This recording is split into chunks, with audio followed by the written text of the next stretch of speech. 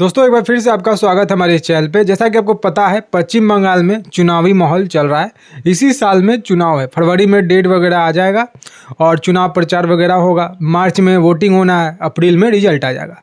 तो इसी के क्रम में आपको पता है चुनाव में और हिंसा ना हो, वो भी पश्चिम बंगाल जैसे स्टेट में, ऐसा हो नहीं सकता। तो उसी को परंपरा को जो है बरकरार रखा है ममता बनर्जी ने। और इस बार फिर से मुर्शिदाबाद में हिंसा हुआ। आपको पता होगा वक्फ बोर्ड का जब कानून बना था तो इसी मुर्शिदाबाद में हिंदुओं को मारा गया था, पीटा गया था, भगाया गया था, पानी के टंकी में जहर डाला गया था एक पर्टिकुलर समुदाय विशेष के द्वारा।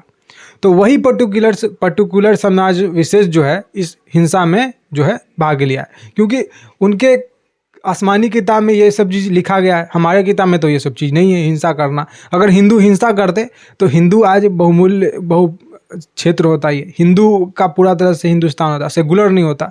तो इसलिए हिंदू इस हिंसा में एक जरा सा भी नहीं है। लेकिन मुर्शिदाबाद का जो हिंसा हुआ है, इस हिंसे को क्या बताया गया है? इस हिंसे को बताया गया कि ये जो हिंसा लोग कर रहे हैं इनका नाम कट रहा है। 40,000 जो वोटर है उनका नाम कट रहा है गलत तरीक़ा से, और इस हिंसा को बढ़ावा दे रही है ममता बनर्जी। ममता बनर्जी किसी भी हिंसा को ना बढ़ावा दे, ऐसा हो नहीं सकता। वो भी पर्टिकुलर समुदाय विशेष के लिए, इनका तो दिल धड़कता ही है। अब तो नाटक चल ही रहा है, गंगा सागर और दुर्गा आंगन, महाकाल मंदिर का ये जो है उद्घाटन कर रही थी, आज बनाने के लिए आधारशिला रख रही थी। तो क्या कर रही थी ये, जय महाकाल ऐसे करके बोल रही थी। लग रहा था कि ये पागल हो गई है या फिर इसको भूत धर लिया है, या फिर इसको पता चल गया है कि इसका हार तय है, इसीलिए जय महाकाल कर रही है। आप याद करिए, इसी बंगाल की सीएम अभी 5-6 महीना पहले, अभी जो यहाँ पे हिंदू शोभा यात्रा निकल रहा था, या फिर 5 साल तक निकलता था, 15 साल के कार्यकाल में इनका राम बोलने पर दिक्कत इनको होता था, जय श्री राम बोलने पर दिक्कत होता। वही आज ममता बनर्जी जो है पश्चिम बंगाल में जय महाकाल बोल रही है। तो ये निश्चिंत ही डर का माहौल इनके ऊपर बना हुआ है। इनके अंदर डर बैठ गया है कि हिंदू को अगर हम नहीं साथ पाएंगे तो हमारा कुर्सी नहीं बचेगा। क्योंकि वो जो परसेंटेज है 40%, 30% जितना भी हो समुदाय विशेष, उनके थ्रू तो आप चुनाव जीत दे सकते हैं। लेकिन हाँ, जिस दिन वो 60% हो जाएंगे अभी चुनाव नहीं जीत पाएगा, ये चीज़ को पता है। लेकिन इसके क्या कहना है कि इसका जो है अभी 15 साल तक जितना जेब भरा 5 साल जे ही उसको मिल जाए मौका, 5 साल मौका मिल जाएगा तो उतना में और भर लेगी जेब, और ये फिर फरार हो जाएगी। ये इसका जितना भी कह सकते हैं भतीजा वगैरह है सब भाग जाएगा। तो वही ये कर रही है, और इसको पता है पश्चिम बंगाल में इस डेमोग्राफी को कितना चेंज की है बांग्लादेशी घुसपैठियों को बुलाकर। लेकिन देखिए मुर्शिदाबाद में हुआ क्या। मुर्शिदाबाद में जो है आज या फिर कल, आज भी ये सब चीज़ चल रहा है। क्या हुआ, ट्रेन की रूट जो थी उसको जाम किया गया, पथराव किया गया। और तो और नेशनल हाईवे 12 पे प्रोटेस्ट हुआ। ये क्यों प्रोटेस्ट हुआ? ये प्रोटेस्ट हुआ झारखंड में बीजेपी की शासन में। वहाँ पे जो लोग हैं बंगाली लोग या फिर बंगाली मुस्लिम जो है गया हुआ था, उस मजदूर को पीटा गया झारखंड में। आप बोल रहे होंगे, सोच रहे होंगे कि झारखंड में तो कोई बीजेपी की सरकार नहीं है, बीजेपी की शासन नहीं है। जी हाँ, ये सही बात है कि बीजेपी की शासन नहीं है। लेकिन ये मूर्ख, ये 2 कौड़ी के अनपढ़ गंवार जाहिल जट को कौन समझाए कि झारखंड में हेमंत सोरेन का प्रचार है, वहाँ पे सरकार है, जेएमएम का सरकार है, और वो भी इंडी गठबंधन की अलायंस में है। तो ये अपने ऊपर कुल्हाड़ी मार रहे हैं, झूठ इस तरह ये बोल रहे हैं कि पूरा मतलब हंसनात्मक बात है ये। और तो और इस प्रोटेस्ट को ममता बनर्जी सहयोग कर रही है। ममता बनर्जी इसको ठीक ठहराई है कि ठीक है, वो लोग अपने हक के लिए लड़ रहे हैं। अरे वो लोग अपने हक के लिए लड़ रहे हैं तो तुम किस लिए सीएम हो? तुम इस्तीफा दो, तुम अपने जाओ वर्ल्ड टूर पे करो जैसे राहुल गांधी करते हैं। तो इस्तीफा देना चाहिए, बता देना चाहिए कि हमसे पश्चिम बंगाल नहीं संभल रहा है। तो वो अपने हक के लिए लड़ रहे हैं, तुम किस लिए सीएम बने? तुम वहाँ की जनता को संभालने के लिए, देख रेख करने के लिए, लॉ एंड ऑर्डर व्यवस्था बनाने के लिए हो ना, और तो किसी लिए नहीं हो। मुखिया हो एक राज्य के, सभी राज्य के मुखिया यही करते हैं, अपने कानून व्यवस्था को देखते हैं, अपने अंदर लॉ एंड ऑर्डर को देखते हैं, अपने स्टेट के अंदर अपने पब्लिकों का सुरक्षा करते हैं। लेकिन ये ऐसा करती नहीं है, ये चीज़ आपको पता है। तो यहाँ पे एक पत्रकार थी, महिला पत्रकार थी, वो इस प्रोटेस्ट में गई और बाइट लेने की कोशिश की, क्यों ये प्रोटेस्ट हो रहा है। तो उसको क्या किया, इस जिहादियों की भीड़ ने उसको दौड़ाया 2 किलोमीटर तक।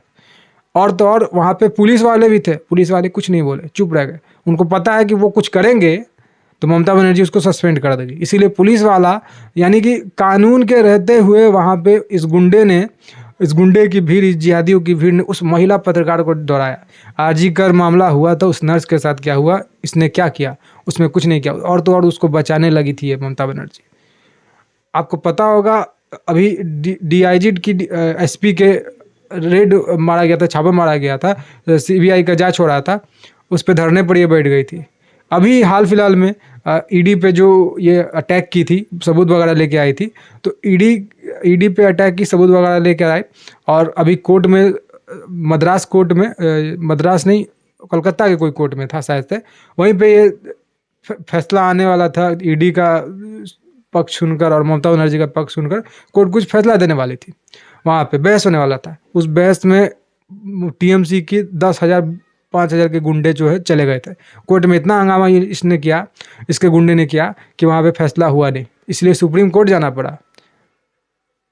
सुप्रीम कोर्ट जाकर ये मामला को देखा गया। अब फैसला आया है कि नोटिस गया है ममता बनर्जी और उसके जो गुंडे डीएसपी थी, जो कि उसके साथ ईडी के छापे में चले गए थे, उन सभी पे कार्रवाई होने का प्रक्रिया हुआ है। तो ये लॉ एंड ऑर्डर है, ये ममता बनर्जी है। इसीलिए मैं इसको गुंडी कहता हूँ, या फिर और कोई भी इसको गुंडी कहता है जो देश के हित में बात करते हैं। अदरवाइज देश विरोधी का तो बात ही क्या कहना, वो तो ऐसे लोगों को तो चाहेंगे ही। तो यहाँ पे उस महिला पत्रकार को 2 किलोमीटर तक दौड़ाया गया, पीटा गया, और उससे कह सकते हैं फिजिकल अब्यूज़ भी किया गया उसको। अब उस महिला का आप देख सकते हैं पूरा तरह से वायरल हो रहा है उसका फोटो, उसका इलाज चल रहा था, उसको चोट वगैरह लगा है।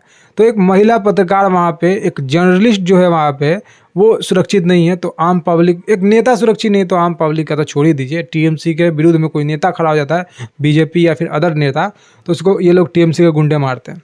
36 साल तक अराजकता का माहौल जो है लेफ्ट और कांग्रेस ने मिलकर किया, वहाँ पे डेमोग्राफी चेंज किया।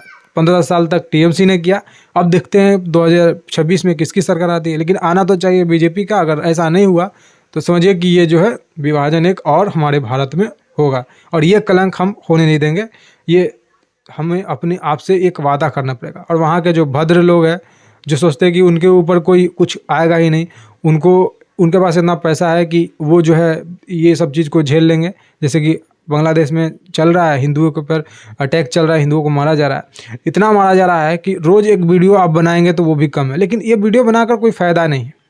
हिंदुओं को बांग्लादेश में मारा जा रहा है, उस वीडियो को बनाकर कोई फ़ायदा है नहीं, फ़ायदा है, क्योंकि आप कितना ही वीडियो बना के क्या कर लीजिएगा, वहाँ पे लोग रोज़ उसको मारेंगे। हमारी सरकार को कुछ करना चाहिए, इंटरवीन करना चाहिए, जो कि मैं मानता हूँ कि हमारी सरकार हमसे ज़्यादा तेज़ है, वो अपना काम कर रही है अंदर अंदर, लेकिन वो परिणाम आपको कब देखने को मिलेगा ये सवाल है, और इसके ऊपर बात होगा। लेकिन देखिए, उस पत्रकार को तो मारा गया, पीटा गया, लेकिन ममता बनर्जी ने उस पर क्या कहा कि उस पत्रकार को क्या ज़रूरत था जाने का। अरे तुम हो किस लिए, तुम हो कुछ किस लिए? अगर कोई स्वतंत्र तरीक़ा से पत्रकारिता कर रहा है तो उसको रक्षा करो, और ये जो गलत है, जो कि सही में गलत है, उसके ऊपर काम करो।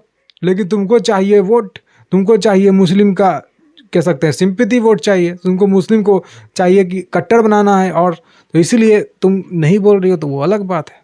लेकिन ममता बनर्जी, ममता जो होता है वो एक कह सकते हैं प्यार स्नेह, ये नाम का वर्ड ममता का प्यार और स्नेह है, लेकिन इसके अंदर कोई प्यार और स्नेह नहीं है।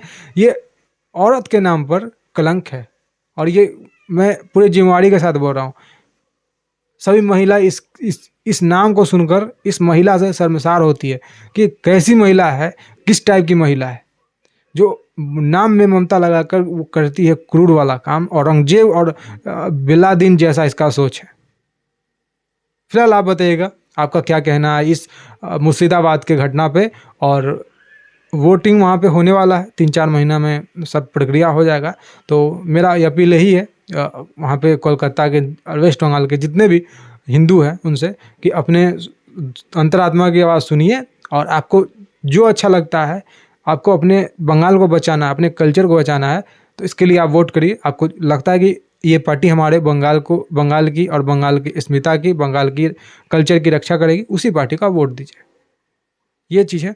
और एक बार तो आपको रिस्क लेना पड़ेगा। आप लोग, ठीक है, बोलना आसान होता है कि डरिए मत, बाहर निकलिए, इस चीज़ का सामना करेगी, लेकिन एक बार आपको कुर्बानी देना पड़ेगा और अपने बंगाल को, अपने कल्चर को बचाने के लिए। तो ये चीज़ है। आप अपना ओपिनियन जरूर बताइए कमेंट करके। फिलहाल आज के इस वीडियो में इतना ही। जय हिंद, वंदे मातरम, जय श्री राम।